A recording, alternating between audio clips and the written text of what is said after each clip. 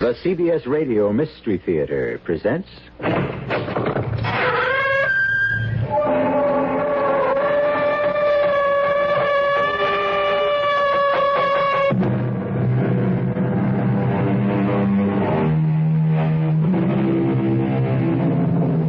Come in.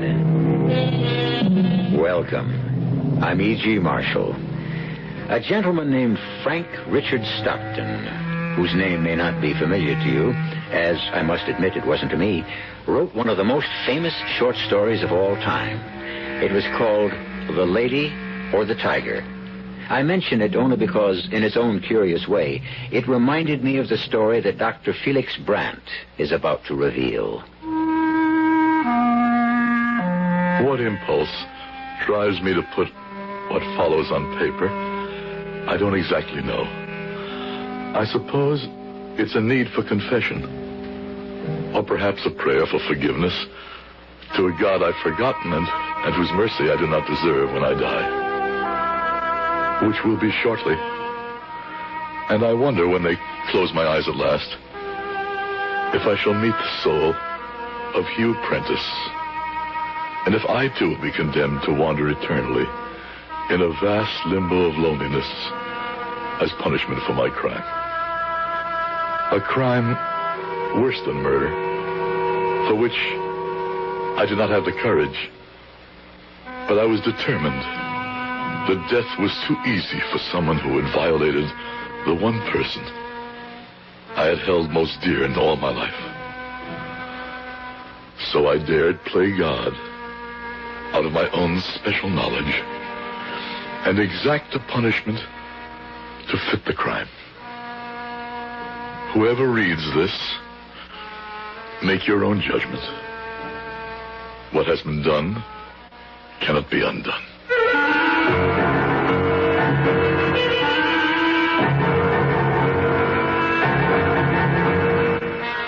Our mystery drama, The Doppelganger, was written especially for the Mystery Theater by Ian Martin and stars Howard Da Silva. It is sponsored in part by Buick Motor Division. I'll be back shortly with Act One.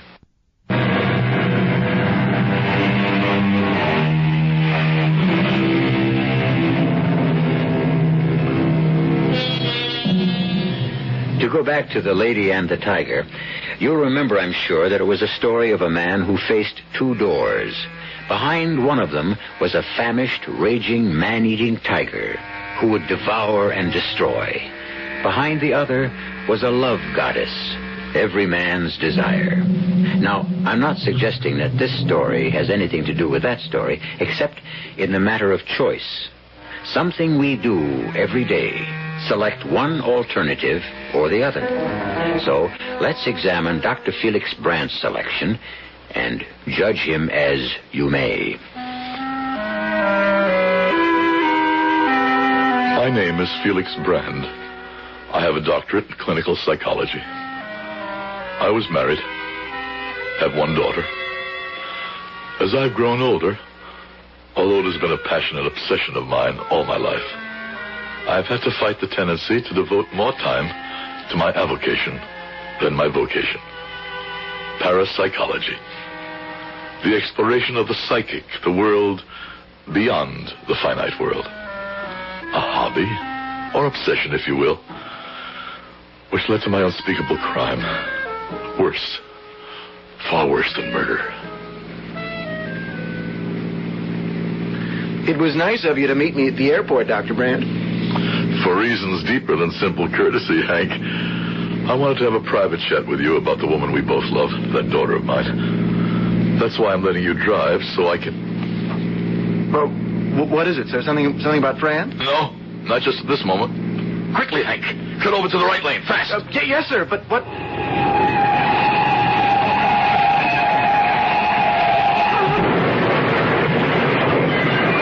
My God. Doctor, if you had told me to pull over, that maniac would have hit us head on.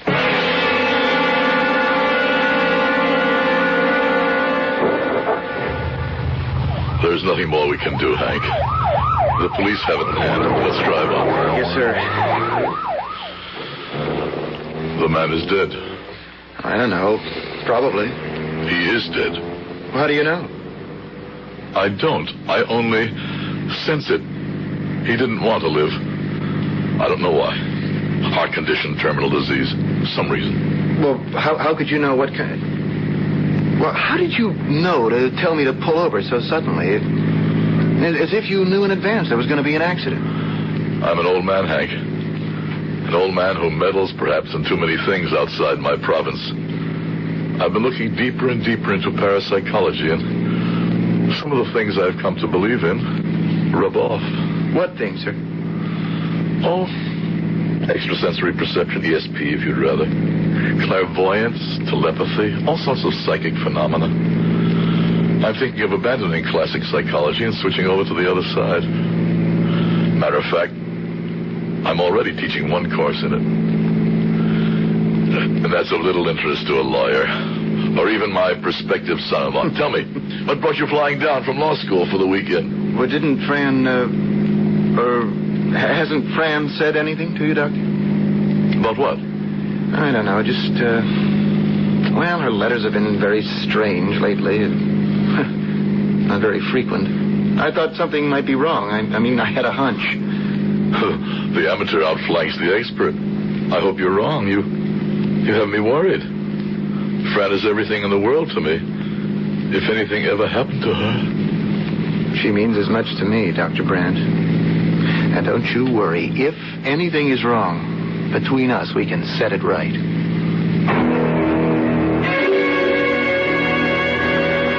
It was a relief to have Hank back again. I had been worried about my daughter Fran lately. Fran, the picture of her mother, whom I lost too soon. Bright, open, happy, reaching out both hands to the world, full of love to give and expecting the same in return. And yet I knew, had been trying to conceal from myself something that was very wrong, something it took Hank, whom she had loved with all her heart since high school, to bring out into the open. Hey, Fran, what you trying to do? Get pneumonia? Oh, hi, Hank. I didn't think you'd be here so soon. I'm warm enough. Mm-hmm. Huddled out here in the gazebo with snow all around and the wind whistling up icicles?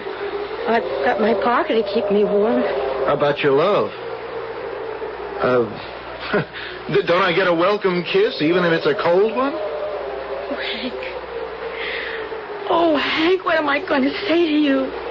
Well, something a lot more straight from the shoulder than those weaseling letters I've been getting recently. I know. I'm not very proud of myself at the moment, Hank. Hey, you don't have to cut corners with me. There's another guy, right?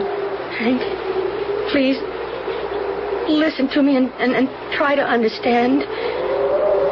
You see, Dad has been teaching his regular survey course in basic psychology, and I met this guy there, and I don't know, something crazy happened, something I wasn't prepared for or even thought about in my well-ordered life. You fell in love with her?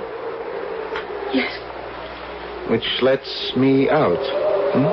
Please don't put it like that, Hank. It's something so sudden, so overwhelming. I don't... Hey, don't I even get a chance to get up to bat for the ninth inning? It's too late, Hank. I'm going to have his baby. Ooh. Well, that's right between the eyes. When's the wedding? I don't know. I just found out. About me, I mean. I could cheerfully wring that rabbit's neck. Your father know? Not yet. And this guy? I haven't even told him yet. Why not? Well, I just haven't had the chance. Okay. So it shouldn't be a total loss, and I don't waste the whole trip down here. We'll make a deal. I'll tell the doc about it, and you pin down your dream boy. What's his name, by the way? I won't tell you that. I'm afraid to. I do love you, Hank. Why did something else like this turn up? Fran, I'm no oracle. It's just what happens to people. Sort of thing that shakes faith and makes you wonder about God, but it's life. It's what we have to live. Come on, let's both go inside before we freeze to death. I can't believe what you're telling me, Hank. Now, you'd better, Pop. It's true. Pop. Sorry about that. Just slipped out. That's what I always wanted from Fran and you. And we can't legislate or play God. It's not the way it's going to be. But who's the man? Well, that's Fran's secret.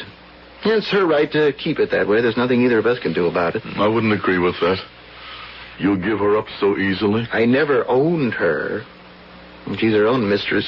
But you won't fight for her? Doc, have a heart. What can I do? I can't force her to love and accept me. The best I can do is be a good loser.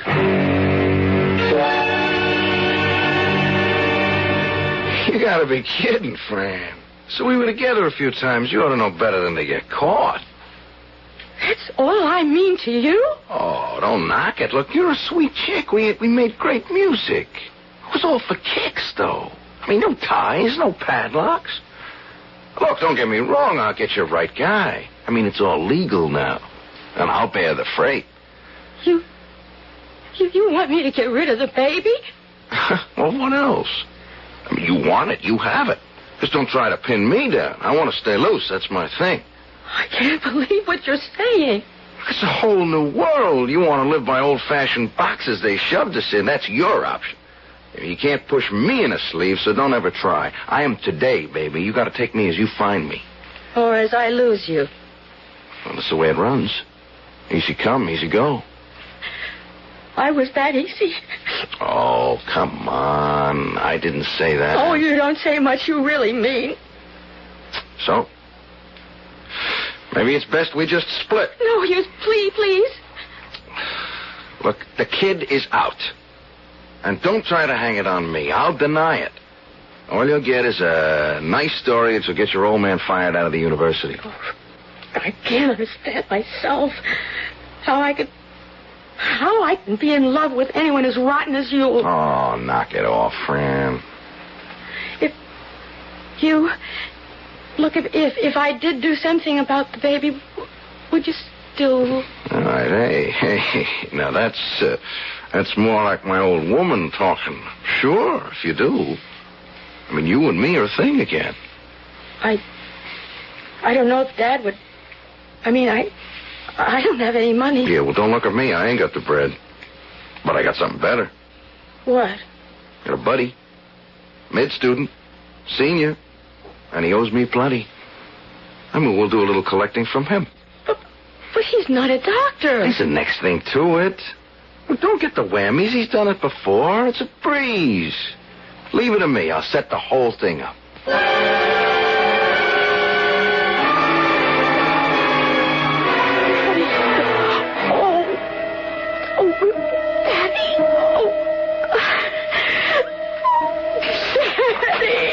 Fran, darling, what is it? Oh, the baby. Daddy. It's gone, but I'm bleeding. Oh, good Lord. Doc, anything I can do? Yes, Hank, call Dr. Montrose and get him here fast. The number's in my address book by the phone on my study desk. I'm on my way. Help me. Oh, who did this to you, Fran? Friend of... The man who made you pregnant. What's his name? Oh, I can't. I won't tell. Well, this isn't the time. But one way or another, I'll get it, Fran.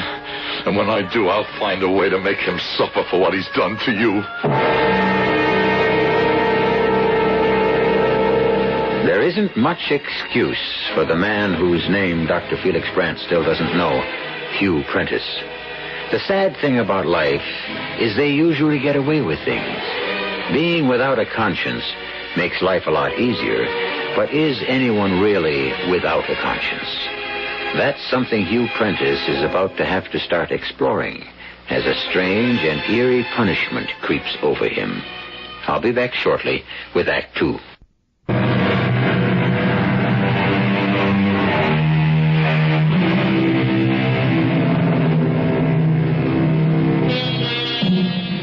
Of course, course, in the Gilbert and Sullivan tradition, the Mikado's object of making the punishment fit the crime was comic and light-hearted.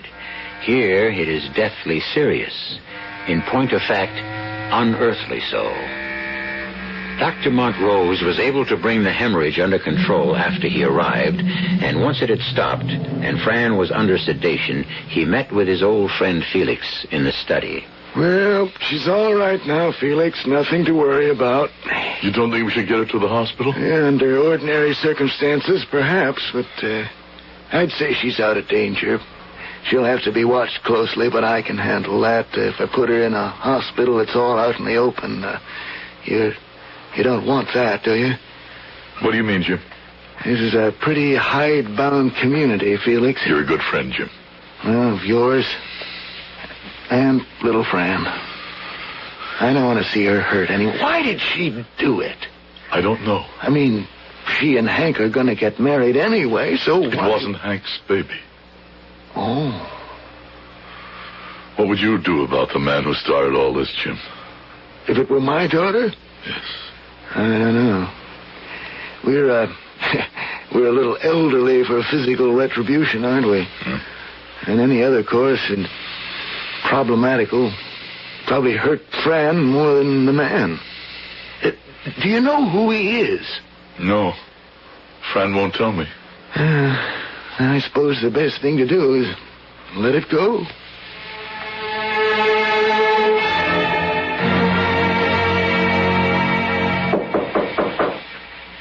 Come in. How are you feeling today, Fran? I'm all right, Daddy. I know. I mean, Dr. Montrose has given you a clean bill of health. Has he? Well, he says you can get up and go back to college or whatever you want. Whatever I want. There's one thing I want I may never have any more. Didn't Dr. Jim tell you? Yes. We can talk about it later. Fran, I was just wondering... What? Would you like to... Well, I mean, Hank is still here, and he would like to see you. No. I don't want to see Hank. I'm going back where I belong, if he'll have me. Are you ready to tell me his name yet? No. Not till I find out where I stand. How can you make yourself so cheap? This man, whoever he is, has taken all the love and the joy and laughter out of you. How can you go crawling back to him? Because he's the only one who can give it back to me. And if he doesn't? Then I just don't want to live. I was helpless to aid her, to ease anything for her. All that burned in me was a rage for the man who had turned my happy child into a hurt and battered shell, a beggar dependent on a man who was not worthy of her. And at this moment, even though I still didn't know his name, I could curse him and wish him disaster. I could do better than that if I turned my back on a God that I felt had forsaken me and mine. And as an extension of all my psychic research, turned to black magic and called down a curse on the man who had ruined my child. But first I had to talk to Hank. I love Fran, and I want her. I always will, but just for her sake, I wish I could break it up somehow, get her away from this slimy crud that's... It's as though he has her under some kind of spell. We both know he'll hurt her again, desert her, humble her. I think Fran herself knows it, but somehow she can't help herself. What are you going to do, Doctor? Just let her go back to him? Leave it alone? I can't stop Fran any more than you can, Hank. She's not a child. She's of age. Her life is in her own hands. I have no legal control. If we only knew who he was. Well, that won't be too hard to find out. I've thought of all kinds of things. Even though I'm not very rich, I could perhaps buy him off. I'm sure he has a price. But that wouldn't solve anything for Fran. She loves him. He's what she wants. He has only to crook his finger and she'll crawl to him. That's obvious enough after all she's gone through for him. So what can we do? You? Nothing. Go back and live your life. Not quite. Without Fran. Well, maybe it won't have to be without Fran. First, we have to clean this man out of her mind and her blood. But you just said we couldn't. One way. If he doesn't exist anymore, if he's dead. Wait a minute. You can't seriously mean... Oh, don't worry, son. Even if I had the means, a gun, a knife, a blunt weapon, I would have neither the strength nor the courage to use them, to say nothing of my lack of know-how. No. But I can wish him dead. Or worse. I might just have the power for that. Doctor, are you all right? I don't understand you. Of course you don't understand. And I am quite all right. This is something you will have to leave to me. To anyone who reads this, it might seem fantastic, but the rites I prepared are solemn and real to more people around you than you might believe. The ceremonies of dark magic are very real to those who perform them. In the attic, I had found among Fran's childhood dolls one in the image of a man. I turned my study into a chapel of the damned, burning sulfur and asafoetida. Then I recited from my book of ceremonial magic. Oh, all ye ministers and companions, I direct, conjure, constrain, and command you to fulfill my bequest willingly and straightway, to accomplish the destruction of this man, unnamed, who has beset my daughter and most grievously harmed her by whatever means best suited.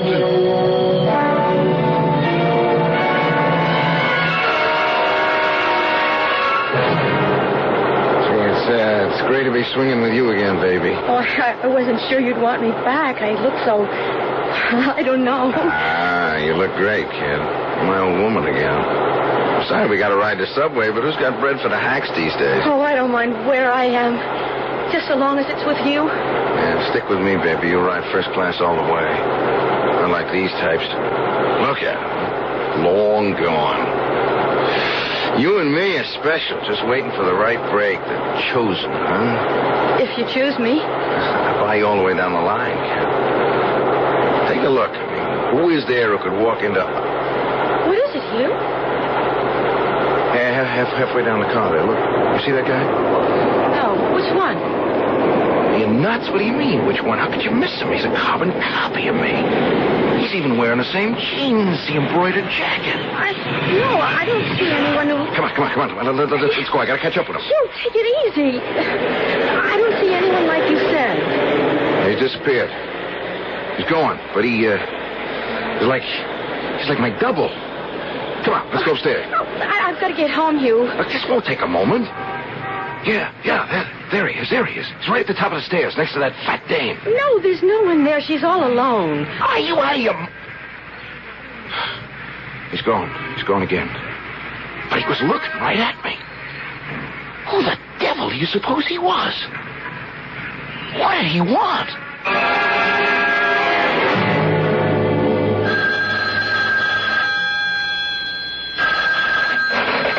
Hello? Fran? Yes? Oh, it's you. Shh. Listen, I gotta see you right away. I need help. What's wrong? I can't talk on the phone. Meet me on the campus, by the fountain. Something real crazy happened last night. I don't know who else to ask what to do.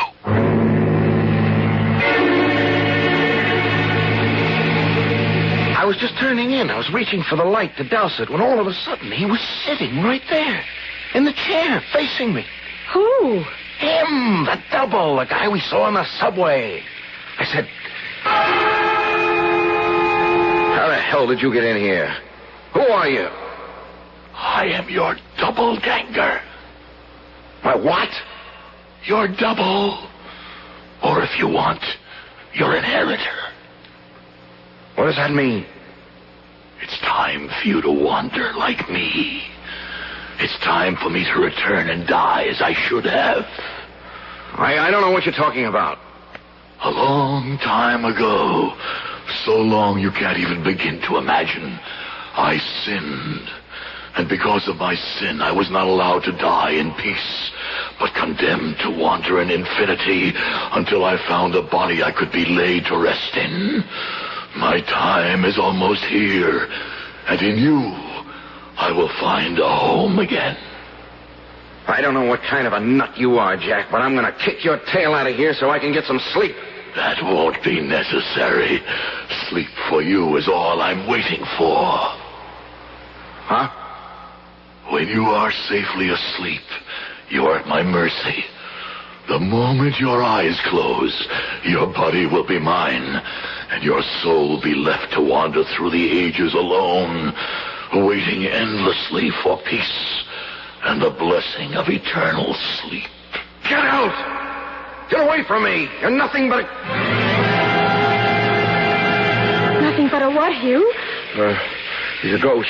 I mean, I could see him, plain as I see you, but I could see through him, too, like a lamp in back of him, shining through his head. The pattern of a chair he was sitting in, as clear as a bell through him. I mean, he wasn't real. So I threw on some clothes. I ran out of the house. I spent the night walking. I was afraid to go to sleep, to bed. Fran, but nothing like this ever happened. Even on the wildest trip, I never blew so wild as this. What am I going to do? Hugh, I think you should see my father. Yeah. Oh, sure. That'd be great after everything. I'd be lucky if he didn't try to have me arrested. He doesn't know who you are. He doesn't know you were the one. Yeah, but what could he do? He's a psychologist. He could help you. Look, you're in one of his lecture courses. All you have to do is go up to him and say you have a problem. He'd help you. Now, the whole thing is crazy. I see some character on the subway and threads like me. I have a crazy dream. Right away, I blow my cool. There's nothing the matter with me. Come on, let's cut out. I ain't even going to see you home. I'm going back to bed and catch some shut-eye. Oh, Hugh, listen to me. Don't look at me that way. Don't you turn against me. Do you think I could, after all that's happened? Yeah. Right, you I could count on. Yeah. You're my woman no matter what I do to you, right? I love you, Hugh. And don't ever forget it, baby. Now, come on, blow. I gotta hit the sack.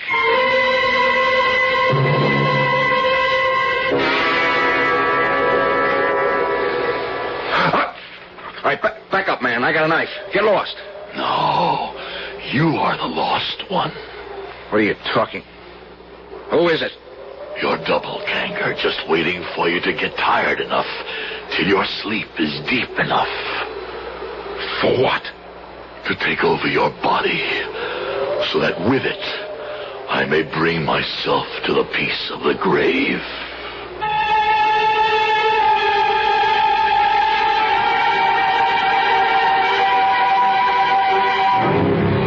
What is this wraith that dogs Hugh's path? A figment of a diseased imagination? A figure of retribution created by a conscience weighted with guilt? Or is it some ghastly nemesis conjured from the supernatural, the world outside our comprehension, summoned up by Dr. Felix Brandt through the agency of the devil? I'll be back shortly with Act 3.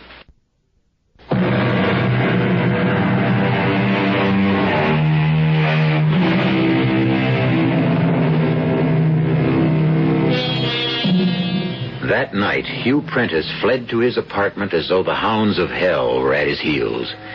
Locked in securely, with every light blazing, riding high on Benzedrine to keep awake, he paced the two small rooms like a caged tiger. And everywhere he turned, he faced the doppelganger, watching him silently, waiting patiently, a twisted smile of anticipated triumph on his face.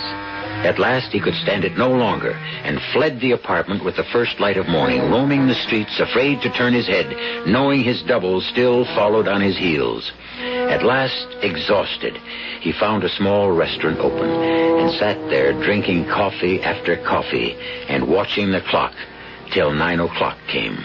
Then he crossed to the public phone to make a call.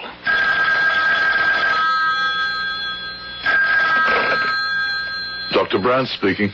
Dr. Brandt, this is Hugh Prentice. I'm a student of yours in a lecture series. It's a large class. I don't place you for the moment. Well, that doesn't matter. What does matter is, look, Doc, I'm in trouble. Can you help me? Help you? How? I can't. Not over the phone. It's like a matter of life and death. Help me? Well, if you put it that way, of course. I'll try, Mr. Prentice, was it? Yeah. Prentice. Hugh Prentice. Very well. How soon can you be here? We're within 10 minutes. Very well. I'll be waiting. I hung up with the strangest feeling. My comprehensive basic psychology course has a large attendance, some 100. The name meant nothing to me. No, that isn't right. I didn't recognize it, but what I did recognize was a stifling feeling rising in my gorge of implacable hatred for this Hugh Prentice. Why? The name filled me with revulsion. What connection could... And then suddenly... the pain struck again, sharper than ever. Now, where did... Come. Morning, Felix. I just dropped by to... What is it? The pain? Yes. Where are your morphine tablets? Drawer. Forgot this morning. Wait a minute. I'll feel better than that. Why must you be so pig-headed? Don't want to establish the habit. The habit will hurt you less than the pain right now. Here, let get one arm out of the coat. There. That's better. Can you roll back your sleeve while I prepare the syringe? Yes. Hurry. Just let me swab first. There. Now, hold steady. Hold steady. So this will take hold in a minute. Oh, they're getting worse, Jim, and more frequent. Well, I'm sorry, I can't help any more than I can. The only treatment medicine has to offer you, Felix, is palliative. I know. I also know I haven't got much longer.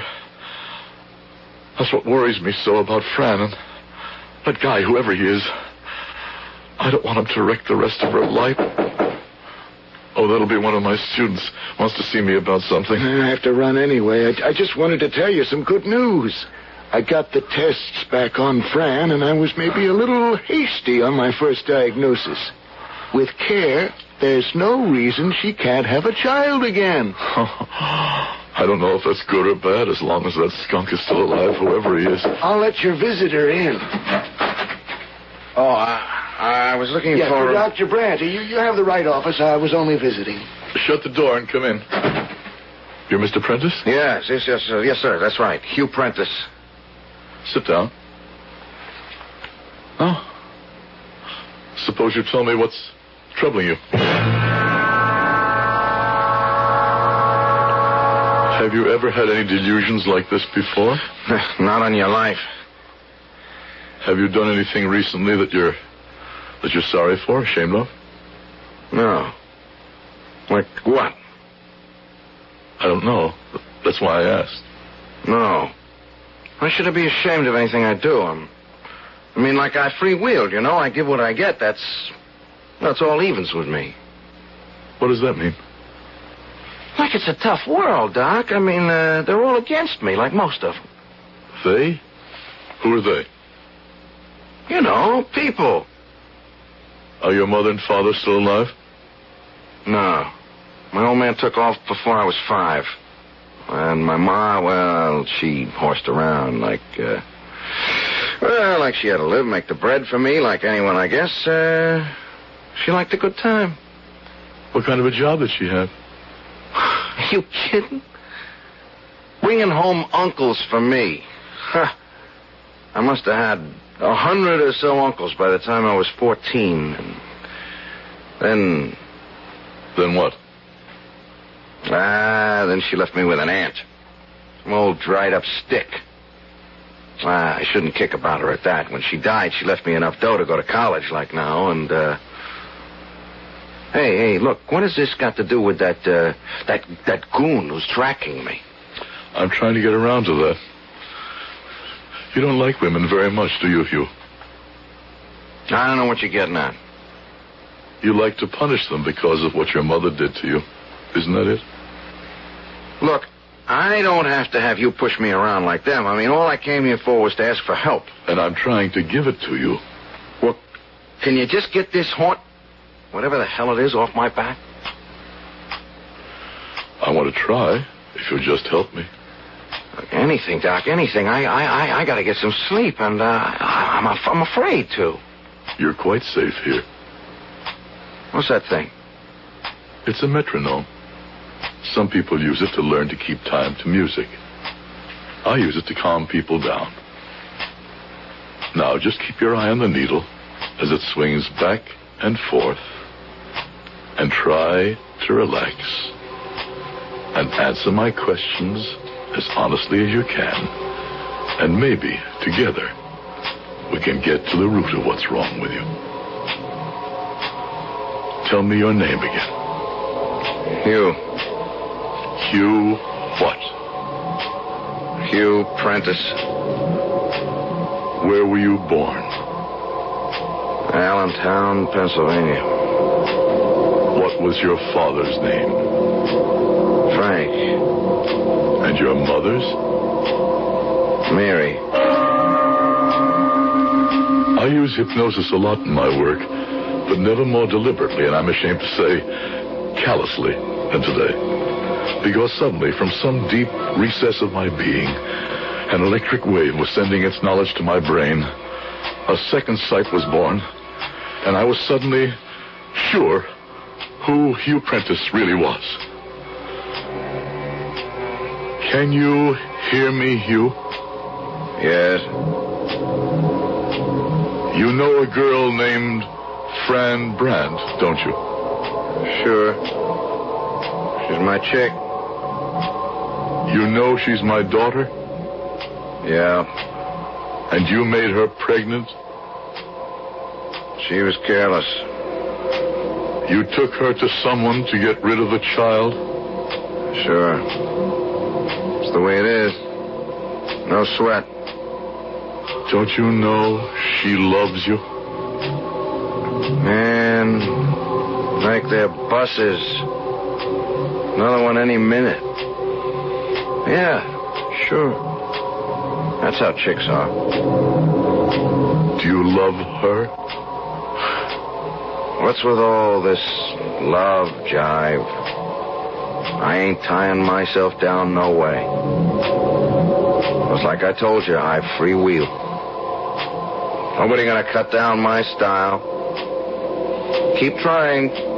All the squares, all of them, but I'll show them. Anyone ties me down, I stomp on them good. Especially chicks like my mother. All sweet words and cut your throat the first chance they get. Only me, I'm too smart. I cut them down to size first. Don't you worry about old Hugh. The morphine was wearing off already. I sat back in my chair watching the boy whose secrets I had bared. A schizophrenic, classic, already paranoid. Possibly he could be saved through analysis, chemotherapy, new treatments which are being reached every day. Treatments I would never live to see. Treatments he would never willingly seek as he had sought me.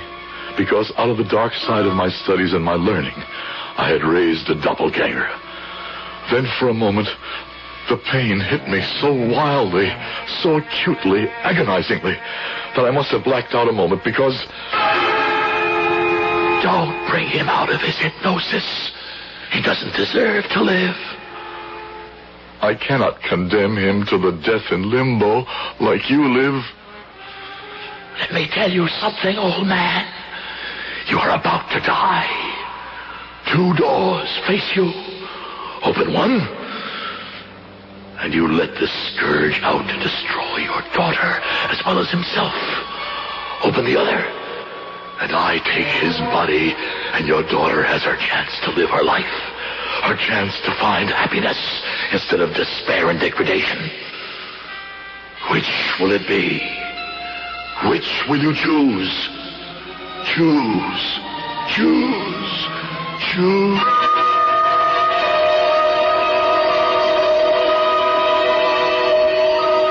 Only in sleep can a doppelganger take possession of another body. Looking at the boy frozen in deep hypnosis across my desk, around him, was it my own pain? A shadowy figure hovered. I knew I could banish the shadow if I willed. But I had chosen my door. I rose and left the office to go home to my study.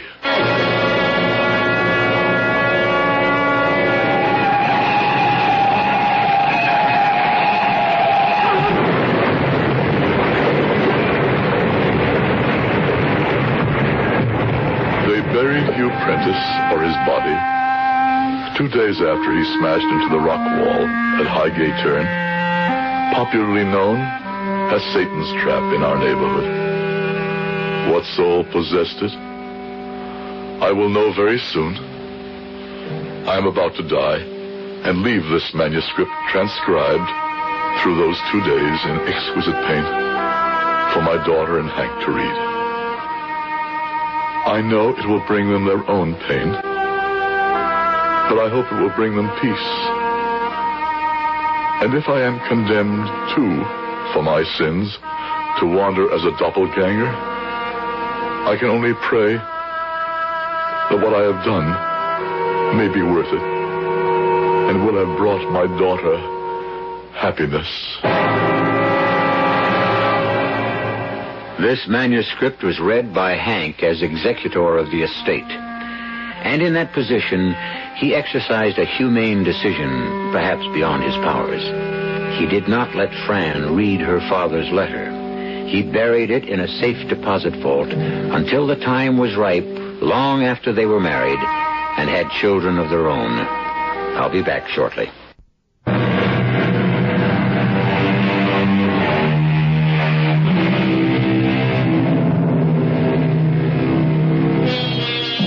This story came to me through accidental channels, long after the principals were gone. I cannot vouch for the truth of it any more than I suppose any of the principals involved could. It's a story, I suppose, of retribution, and at the same time, a frightening lesson to all of us who stretch the human relationship beyond normal demands. If we sin deep enough, in some form, in some way, I suppose there is a doppelganger who will vie with us for retribution. The only way to avoid that is to deny him the chance. Our cast included Howard Da Silva, Rosemary Rice, Tony Roberts, and Russell Horton. The entire production was under the direction of Hyman Brown. And now, a preview of our next tale. How do you render justice in your country? We have courts when we have judges, juries, lawyers. Is it wise to allow people to judge people? It is the best way, the most democratic. Only the immortal gods may decide. But how do you know to get them to make a decision? The gods have sent my people a spring of sparkling water. The accused must drink at the spring. And what does that prove? The innocent walk away vindicated. And the guilty? The guilty fall down dead. Well, it is hardly the way. You will see it with your own eyes. We shall have a trial tonight. Oh? Who is accused? You are. This is E.G. Marshall inviting you to return to our Mystery Theater for another adventure in the macabre. Until next time, pleasant dreams.